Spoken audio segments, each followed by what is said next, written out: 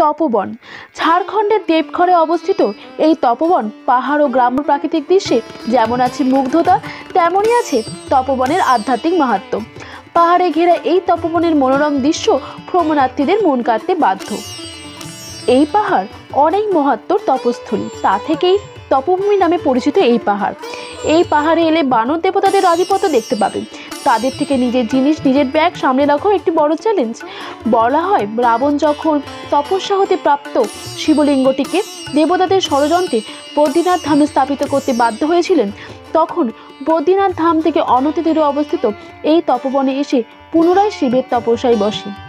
এতে দেবতারা ভয়ে ভীত হয়ে হনুমানকে পাঠায় রাবণের তপস্যা রোধ করতে। এটি হলো তপেশ্বর মহাদেবের শিবলিঙ্গ। এছাড়াও রয়েছে শবরী মায়ের গুহা। এখানে তিনি শ্রী রামচন্দ্রের জন্য দীর্ঘকাল তপস্যায় রত ছিলেন এবং তপবনেই বালানন্দ ব্রহ্মচারীর দর্শন পান মহাদেবের। বালানন্দ ব্রহ্মচারী 12 বছর বয়স থেকেই মহাদেবের তপস্যা শুরু করেন। 14 বছর পর্যন্ত তিনি এই তপস্যা করতে থাকেন।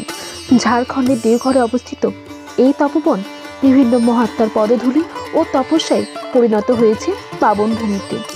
যদি আমাদের এই ভিডিওটি ভালো লেগে থাকে, লাইক, কমেন্ট এবং সাবস্ক্রাইব করুন। জয় মহাদেব।